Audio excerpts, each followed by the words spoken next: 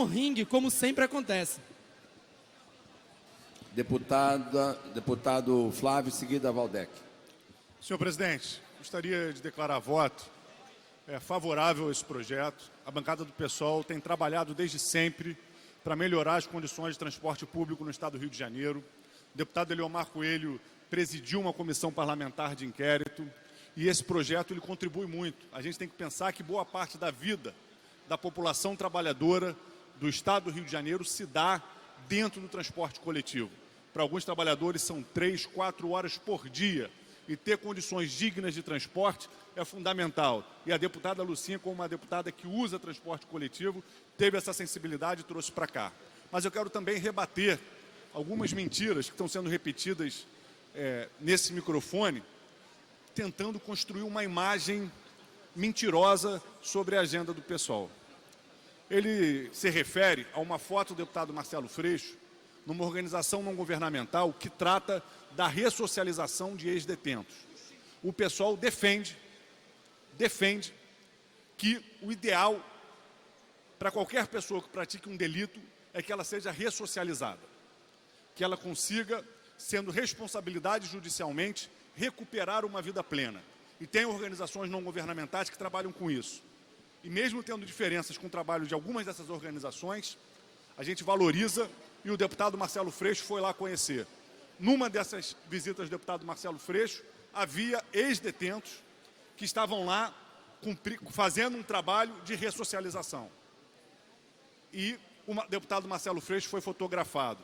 Não foi fotografado com ninguém que estivesse praticando delitos ou que continuasse na ativa dos crimes. Pelo contrário, quem tem fotos com milicianos, quem condecorou milicianos aqui nesse parlamento e até hoje não esclareceu a relação, quem manteve nos seus gabinetes parentes de milicianos foram deputado estadual do PSL.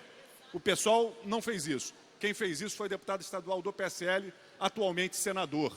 Então, é muito importante a gente não ficar repetindo mentiras, não ficar trazendo essas pautas para cá o tempo inteiro. Eu não sei se está querendo ludibriar quem está nos assistindo pela TV Alerj, ou se não consegue se comportar de outra forma que não seja artificializando esse tipo de conflito. Mas é importante colocar pingos nos is. A foto que o deputado faz referência se deu numa ONG que trabalha com ressocialização. Agora eu pergunto, o PSL, o ex-deputado estadual e atualmente senador, teve 11 anos os familiares dos milicianos no gabinete dele. Nunca soube de nada? Deputado Valdec Carneiro, em seguida, vamos à pauta. Senhor presidente, após a fala. Quero declarar o meu voto favorável ao projeto da deputada Lucinha, não sem antes registrar a presença e pedir a Vossa Excelência, mais uma vez, a sua mediação, no sentido de conquistarmos Só quem está utilizando tais edifícios ou tais campos de várzea. Para encaminhar, deputado Flávio Serafim. Senhor presidente, quero encaminhar um voto favorável. Eu queria, na verdade, desmistificar um pouco o que esse projeto representa. Porque eu vejo, eu falo de alguns deputados, parece que o projeto está tombando todos os campos de várzea do Estado e a partir de agora o poder público não vai poder fazer mais nada em nenhum campo de várzea. Não é isso. O projeto queria um programa para que o Estado, entendendo a importância de manter campos de várzea nas cidades, avalie cada caso, tombe da maneira que achar importante tombar. Tem tombamentos que são tombamentos mais rigorosos, tem tombamentos que são mais flexíveis, dentro de cada realidade. Na verdade, o que o projeto faz é criar uma diretriz de que é importante o Poder Executivo manter os campos de várzea. É importante porque faz parte da cultura nacional do futebol, os campos de várzea, faz parte para a vida nas cidades, faz parte da vida nas cidades. A gente tem cidades cada vez mais verticais, com cada vez menos espaços de lazer. Então, você ter uma política de manutenção dos campos de várzea é uma política que vai nesse sentido. Isso aqui não obriga a tombar nada. Isso aqui não impede nenhuma melhoria em nenhum campo de várzea. Isso aqui só cria uma diretriz, que acho que é uma diretriz bem-vinda. Eu acho que as cidades serão melhores se tiverem mais espaços de lazer. E no Brasil, o futebol é muito relacionado ao esporte e a lazer. Então, o que esse programa faz é criar uma diretriz, não é obrigatório, não engessa nada, é só um estímulo à manutenção dos campos de várzea a ser desenvolvido pelo Poder Executivo de acordo com seus critérios. e, obviamente, respeitando um conjunto de outras leis em vigor. Para encaminhar. Deputado Carlos Canhado, Não, encaminhamento, presidente. para encaminhar pelo DEM. Sim, favorável ao projeto.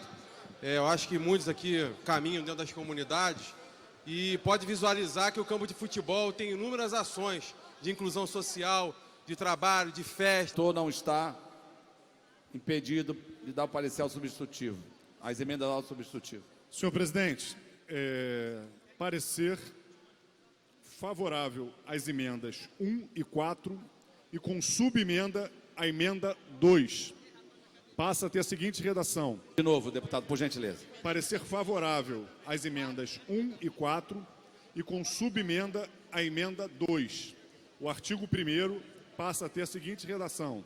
O poder público realizará, através da rede pública estadual de ensino, o registro da demanda não atendida de crianças e adolescentes e adultos.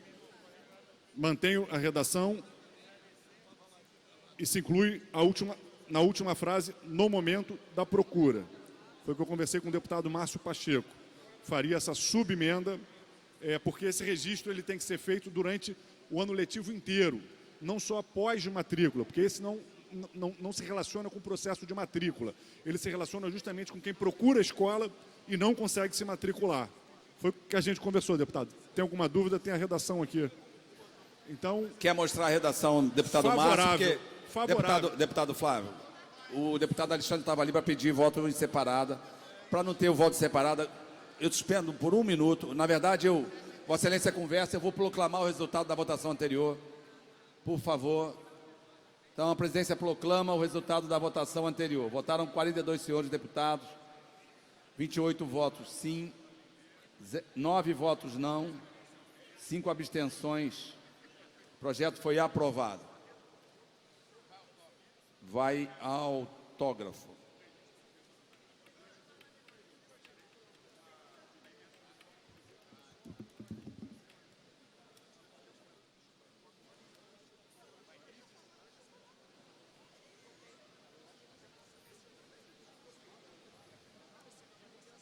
Aproveitando aí o consenso, há sobre a mesa requerimento de inclusão. Requer a inclusão no projeto de lei 3521, deputado Carlos Mink, senhores que aprovam nessa comissão, aprovado. Requer a inclusão no projeto de lei número 4244, 2018, deputado Márcio Pacheco, senhores que aprovam nessa comissão, aprovado. Requer a inclusão, carinho que eu tenho por Vossa Excelência. Deputado Flávio Seravim. Senhor presidente, em primeiro lugar, parabenizar a deputada Rosane Félix, que apresentou uma série de projetos preocupada com a segurança no ambiente escolar. Esse é um tema de relevância, que tem suscitado muito debate, e a gente pretende fazer uma audiência pública, já está aprovada pela Comissão de Educação, onde a gente pretende, inclusive, trazer para análise todos os projetos que tratam segurança no ambiente escolar, para a gente refletir conjuntamente de quais são pertinentes que a gente aprove com mais rapidez, quais são pertinentes que a gente dê uma prioridade e quais não atendem aquilo que a comunidade escolar considera importante para garantir a sua própria segurança. Então, destacar, acho que a relevância de se pensar essa questão. Eu confesso que eu tenho dúvidas com relação ao mérito desse projeto. Não pela preocupação que ele dialoga, que é a preocupação da evasão, do controle de frequência, que é uma preocupação que eu partilho e acabei de apresentar um projeto, inclusive, que de alguma forma trata de preocupação semelhante, que é a garantia do direito à educação das nossas crianças, jovens, no estado do Rio de Janeiro. Mas, para garantir a tramitação do projeto, eu vou dar parecer, acompanhando o parecer da CCJ, e a gente discute o conjunto do mérito e aprofunda a partir da discussão das emendas e da própria audiência pública que a gente vai ter na Comissão de Educação. Parabéns. Pela Comissão de Assuntos da Criança, do Adolescente e do Idoso, o deputado Fábio Silva, já que a presidente está possibilitada.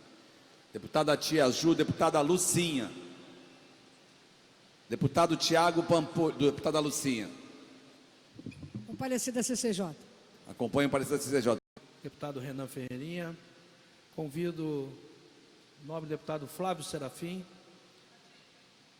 Vossa Excelência dispõe de 10 minutos.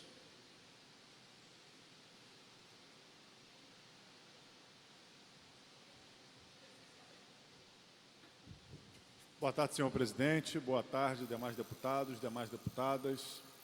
Boa tarde a todos aqueles e aquelas que nos assistem pela TV Alerj. Hoje eu venho à tribuna para falar sobre a CPI do Rio Previdência, que hoje teve uma audiência pública, contou aqui com a presença, com a participação do atual presidente do Rio Previdência, de diretores do Rio Previdência, para debater o quadro do sistema previdenciário do Estado do Rio de Janeiro.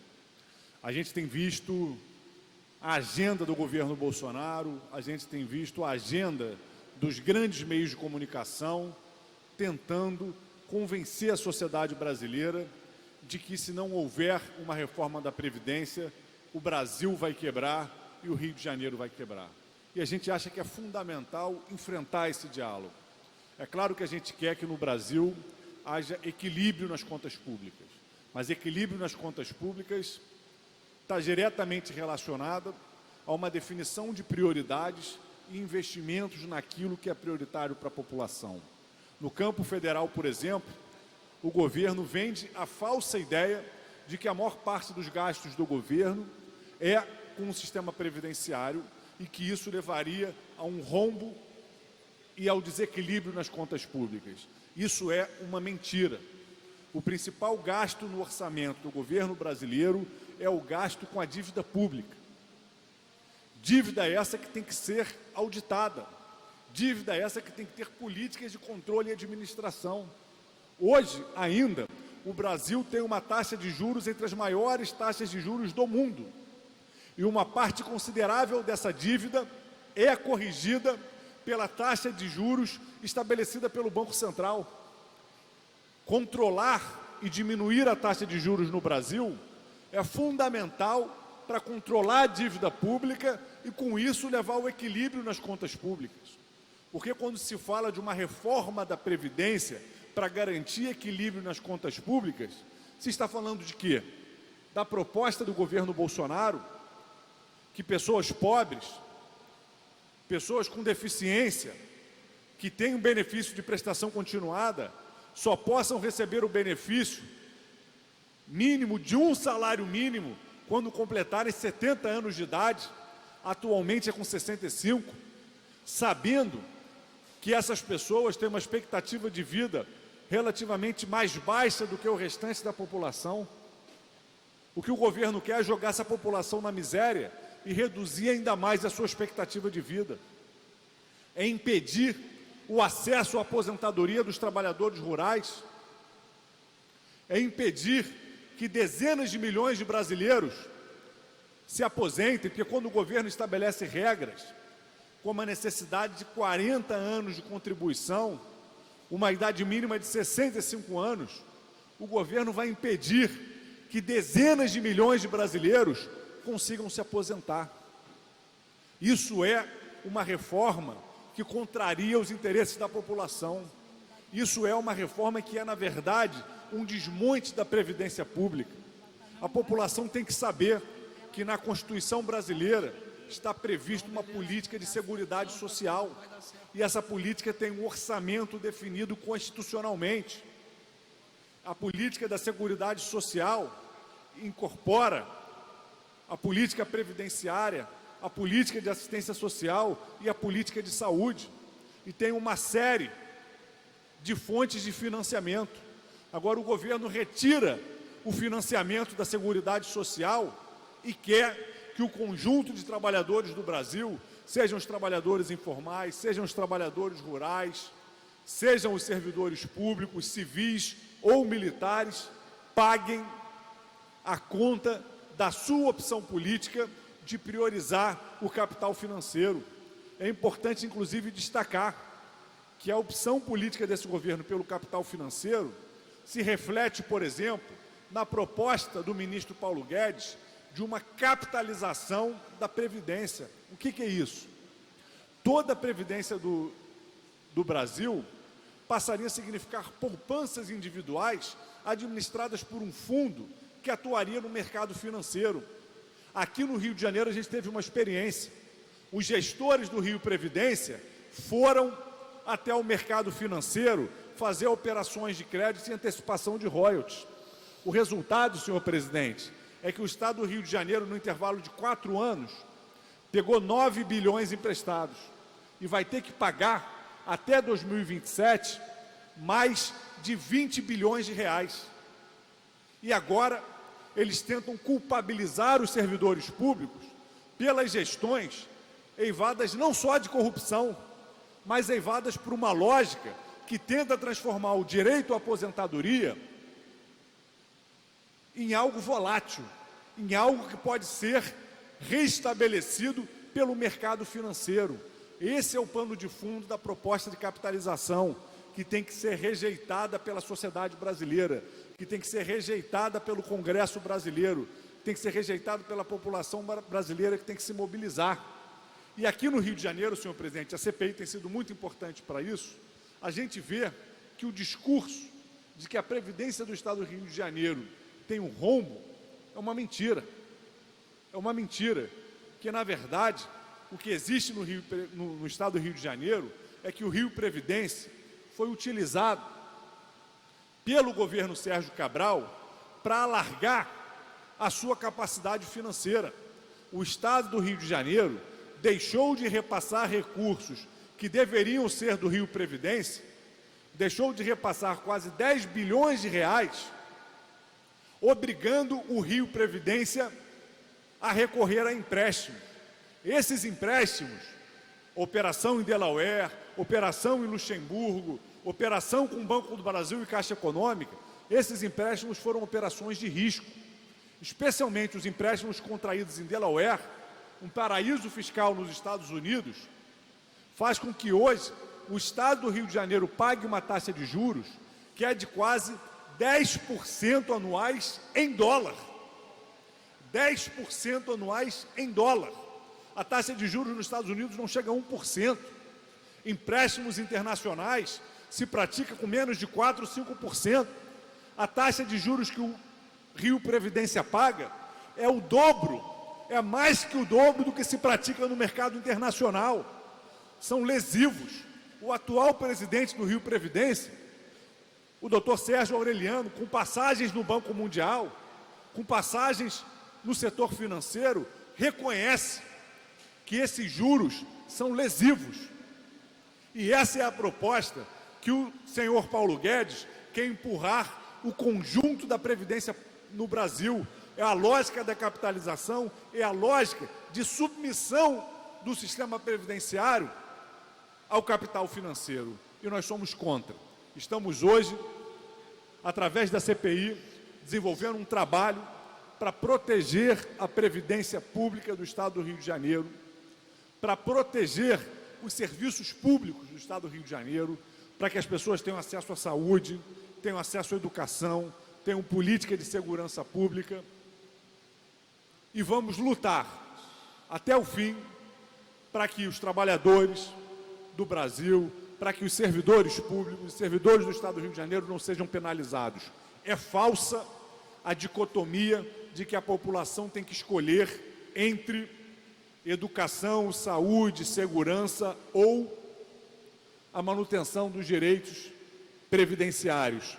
Quem hoje recebe sua aposentadoria, quem amanhã receberá suas aposentadorias, são justamente aqueles trabalhadores e aquelas trabalhadoras que hoje garantem saúde, garantem educação, garantem o funcionamento desse país. Não dá para achar que a oferta de educação pública e de saúde pública vai se dar jogando os idosos, os aposentados, os pensionistas do Brasil na miséria, que é o que quer fazer o governo de Jair Bolsonaro com essa proposta de reforma da Previdência. Vamos rever a taxa de juros, vamos auditar a dívida pública, vamos aqui no Estado do Rio de Janeiro respeitar a legislação que leva ao financiamento do Rio Previdência, mas não vamos jogar os trabalhadores, a população brasileira do Brasil na miséria quando chegam na velhice, porque isso é um crime contra essa população que é o que forma o Brasil, que é a sociedade brasileira. Então, obrigado e vamos lutar pela garantia dos direitos sociais do conjunto da população no Brasil. Muito obrigado, deputado. Nobre deputada Renata Souza. Vossa Excelência dispõe de 10 minutos.